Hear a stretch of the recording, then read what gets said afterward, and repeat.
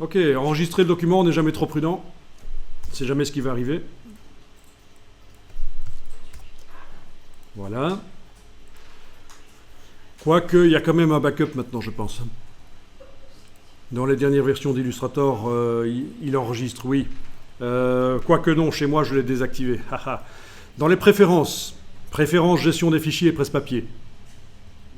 J'ai désactivé la récupération de données. Peut-être que c'est comme ça chez vous aussi, hein, pour les documents complexes.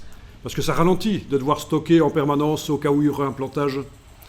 Mais sinon, vous voyez qu'on peut, comme dans InDesign et Photoshop, enclencher un enregistrement automatique au cas où ça planterait, au cas où il y aurait une coupure de courant ou quoi. Bon, petite parenthèse que je ferme. Et c'était réglé pour que ce soit toutes les 2 minutes. Là, oui, 2 minutes. Donc ça peut être l'enfer. Hein, si vous avez un gros document, si toutes les 2 minutes ça enregistre la totalité du document, vous avez intérêt à avoir une machine qui puissante, quoi. Ok.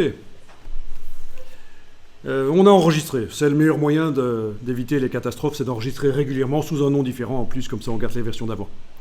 Alors, votre texte là, il est modifiable. Si on voulait modifier la police, c'est possible. Alors, menu fenêtre, texte, caractère. Voilà. La palette caractère est là. En sélectionnant le texte avec la flèche noire, la ligne de texte là, on peut aller mettre ici le curseur et commencer à jouer avec les flèches haut et bas, et ça vous change la police. D'accord? Il y en a certaines qui sont bien grandes. Hein? Ok. Il y en a des bien moches aussi. Ça dépend de ce qu'on veut faire. Voilà, donc techniquement, ça reste du texte tout à fait normal. Je veux dire, pas de problème. Choisissez n'importe quoi comme police, c'est bon. Hein. Je vous montre juste que ça reste de la police modifiable. Alors, il est éventuellement possible à un certain moment de figer ça et de vectoriser le texte en faisant, toujours en ayant la ligne ici sélectionnée, en faisant menu texte vectorisé.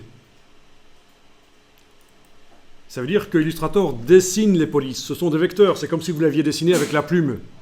Si vous aviez dessiné le texte avec la plume ici, la plume, où est-ce qu'elle est? La plume, là voilà, la plume. Si vous aviez dessiné le texte avec la plume, vous obtenez ça. C'est des formes, c'est des vecteurs. Ah, c'est pas évident.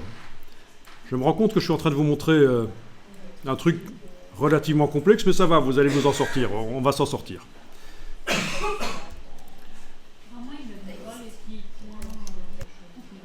Alors, tu ne vois pas les petits points.